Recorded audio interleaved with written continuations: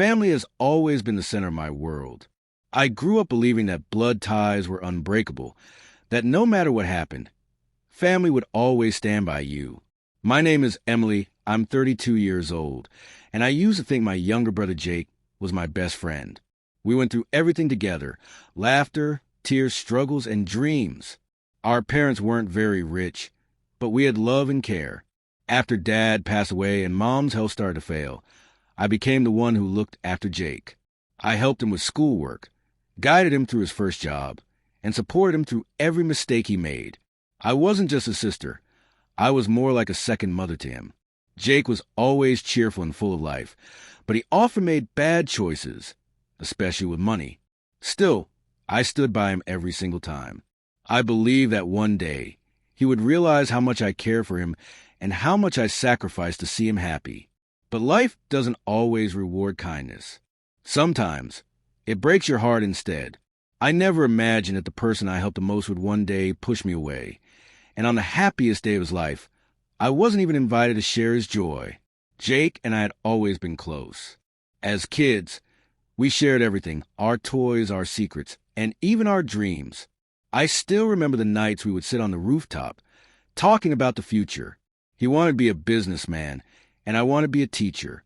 We didn't have much, but we had each other, and that made life beautiful. After our father passed away, things changed. Our mother became quiet and tired, and I had to grow up faster than I wanted to. I started working part-time while studying, just to keep our small home running. Jake was still in school then, and I made sure he never missed a meal or felt the weight of our struggles. When Jake got his first job, I was so proud. I thought my years of sacrifice had finally paid off. But Jake wasn't very responsible. He liked spending money, having fun, and living freely. I tried to guide him, but he always said, "Don't worry, sis, I've got this." Sadly, he didn't. Soon, Jake started borrowing money, first from friends, then from banks. I found out only when debt collectors started calling him. He was scared and ashamed, and when he came to me for help, I couldn't turn him away. He was my little brother, and I loved him too much to see him suffer. That day when I promised to help him fix his life, I truly believed he would change. I thought this would bring us closer again, that he would see how much I cared. I never knew that helping him would later become the reason my heart would break, that my love and loyalty would one day feel like a mistake.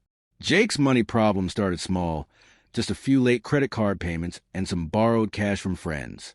At first, he told me it was all under control. But soon, the truth came out. He had taken several loans to invest in a business idea with his friends, and the business had completely failed. He was left with thousands of dollars in debt, no savings, and no plan. The day he came to me, he looked broken.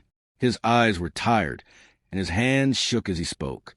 "Emily," he said quietly, "I messed up. I really need your help." I felt a sharp pain in my chest, not because of the money, but because I saw how scared he was. Jake had always been confident, maybe even overconfident, but that day he looked like a lost child. I didn't hesitate for a second. Without even asking for all the details, I said, "We'll fix this together." I worked as an office manager, and my income wasn't huge, but I had savings, money I had set aside for a small apartment I dreamed of buying. I used almost all of it to pay off Jake's debts. I even took a small loan myself to clear the rest. It wasn't easy. It took months of cutting down expenses, skipping outings, and working overtime. Jake cried when I handed him the money. He hugged me tightly and said, "I'll never forget this, sis. You saved my life." Hearing that made every sacrifice feel worth it. I truly believed things would change after this, that Jake had learned his lesson and would start fresh. And for a while, it seemed like he did. He found a better job, started being more careful with money, and even began dating Sophie, a sweet, confident girl who seemed good for him. I was genuinely happy. I thought, finally, my brother is back on track. But life had other plans. Slowly, things began to change again, not with Jake's finances this time, but with his attitude. The boy who once came running to me for advice now barely had time for a phone call. And I had no idea that my greatest act of love would soon turn into my greatest heartbreak. For a few months, Everything looked perfect. Jake had a steady job, a new sense of responsibility, and a charming girlfriend, Sophie, who seemed to bring out the best in him. I was genuinely proud. Seeing him smile again made me feel like all the pain and sacrifice had been worth it. At first, Sophie was polite and friendly. She would call me Emily, sis, and thank me for helping Jake. But as time passed, I began to notice small changes. Jake stopped visiting as often. Our long phone calls turned into short text messages. Whenever I asked him to come over for dinner, he said, "Maybe next week, sis." Sophie and I already have plans. I brushed it off, thinking it was just the excitement of a new relationship. But soon, it became clear that something deeper was happening. Whenever we did meet, Jake seemed different. He acted nervous when I brought up the past, especially when I mentioned the debt. Sophie would quickly change the topic, as if she didn't want to hear about it. One evening, I invited them both for dinner. Sophie smiled politely but looked uncomfortable the entire time. After they left, Jake texted me, "Please don't talk about the debt in front of Sophie. She doesn't like hearing about it." That message broke something inside me. I had sacrificed so much to save him, and now the truth had become something to hide, something shameful. Slowly, Jake started spending more time with Sophie's family. They were wealthier, more social, and loved throwing parties. I saw pictures online, Jake laughing with her parents, sitting next to them like he belonged there. My name was never mentioned. The distance between us grew quietly, like a shadow stretching longer each day. I still loved my brother deeply, but deep down, I started to fear that I was losing him. Not to life's problems this time, but to the people and pride that came after them. One bright Sunday morning, my phone buzzed with a message from Jake. It simply said, "Big news, sis. Sophie and I are getting married." My heart filled with joy. Despite the growing distance between us, I was truly happy for him. I smiled so wide that tears came to my eyes. After everything Jake had been through, he finally seemed to have found stability, love, and a future. I called him immediately, and he answered with excitement in his voice. "Can you believe it?" he laughed. "I'm getting married." "I'm so happy for you." I said, "Try not to cry. Tell me everything. When's the wedding? How can I help?" Jake hesitated. "We're still figuring things out. Sophie's parents are handling most of the arrangements. They want to keep it simple, just close family and friends." That didn't bother me at first. I offered to help with the decorations, catering, or even the guest list. I've always loved planning family events, and I wanted to make his day special. But every time I offered, Jake said softly, "That's okay, sis. Sophie's family has it covered." Still, I waited eagerly for the official invitation. Days passed, then weeks. I watched as Sophie posted updates on social media, photos of her trying on dresses, pictures of engagement parties, and captions like, "Can't wait for our big day." I noticed I wasn't tagged in any of them. My heart began to feel heavy, but I told myself not to overthink it. Maybe the invitation just hadn't arrived yet. One afternoon, I finally asked Jake, half jokingly, "So, when do I get my invitation?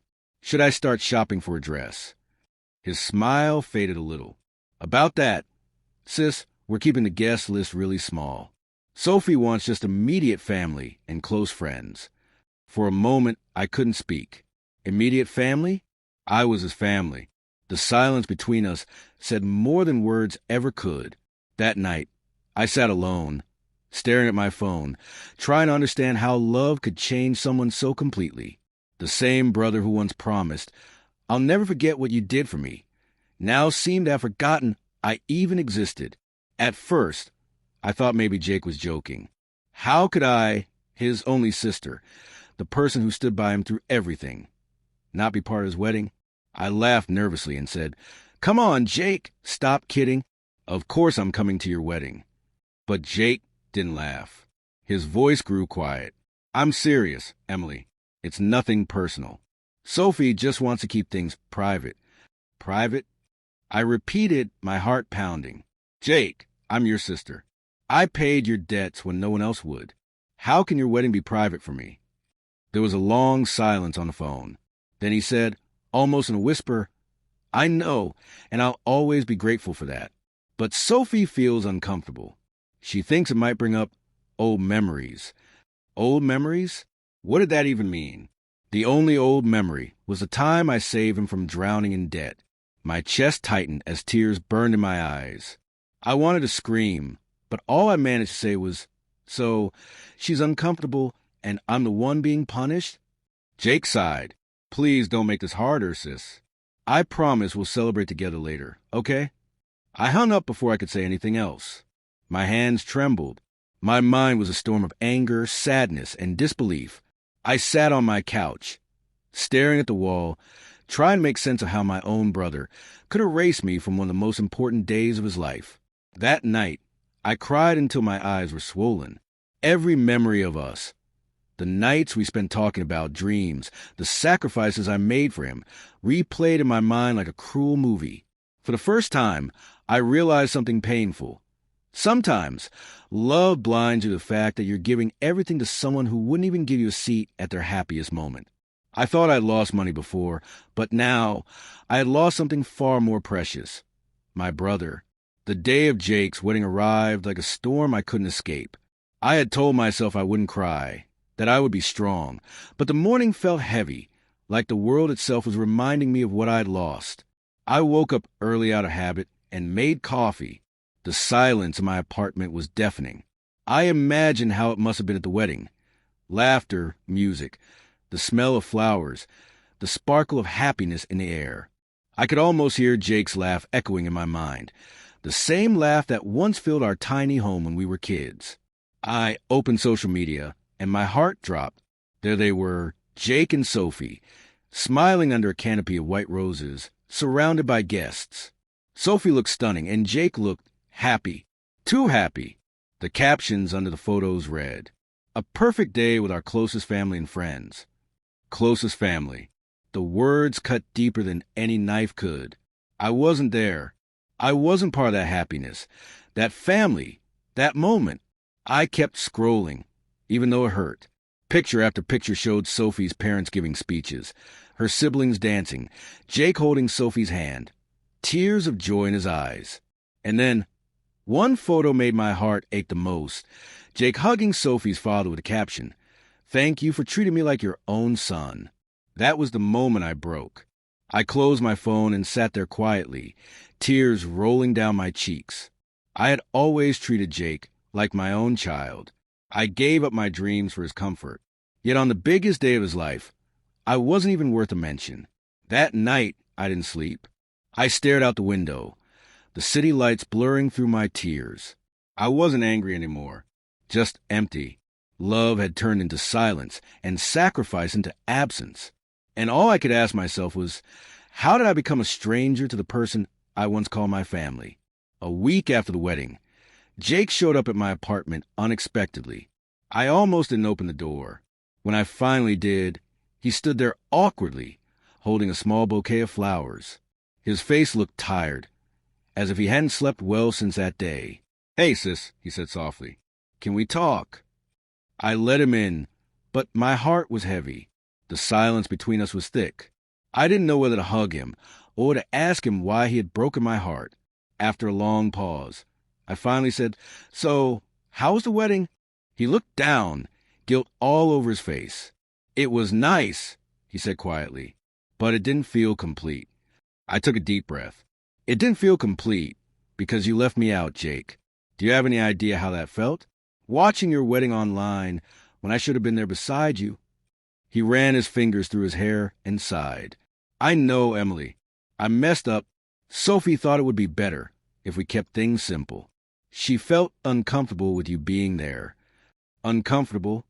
I repeated, my voice trembling. "Why would my presence make your wife uncomfortable? I'm your sister, Jake.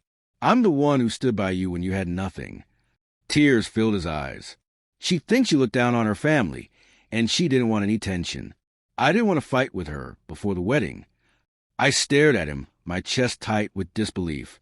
"So you chose peace over truth? Her comfort over my love?" He didn't answer. His silence said it all. I stood up slowly. "You know, Jake, I never help you expecting anything in return. But I did expect respect and honesty. I would have been proud to see you happy. But now, I don't even recognize you. Jake's voice cracked. I'm sorry, sis. I really am. I nodded, tears blurring my vision. I forgive you, Jake, I whispered, but I'll never forget. As he left, I realized that forgiveness doesn't always mean reconciliation. Sometimes, it's the only way to finally let go. After that day, Jake and I spoke only a few times. Our conversations were short, polite, and distant, like two people who once knew each other deeply but now stood on opposite sides of a quiet wall. At first, the silence hurt. Every time my phone buzzed, I hoped it was him reaching out just to talk, to ask how I was. But it rarely was. I realized I couldn't keep waiting for an apology that might never come. So I started focusing on myself, something I had forgotten to do for years. I took extra hours at work, saved up again, and finally moved into the small apartment I'd once dreamed of buying before I gave my savings away. I filled it with warmth, plants by the window, books I loved, and the peace of knowing I was standing on my own. At night, I would sit on my balcony and think about everything that had happened. For a long time, I blamed myself. I wonder if I had loved Jake too much, if I had made him feel weak by helping him so much. But over time, I understood something important. You can't carry someone forever without losing yourself. I had always believed love meant sacrifice, but now I knew love also meant boundaries. True care doesn't mean saving someone every time they fall. It means letting them learn to stand, even if it hurts to watch. Months passed. Occasionally, Jake would text to ask how I was, or to share a photo of him and Sophie.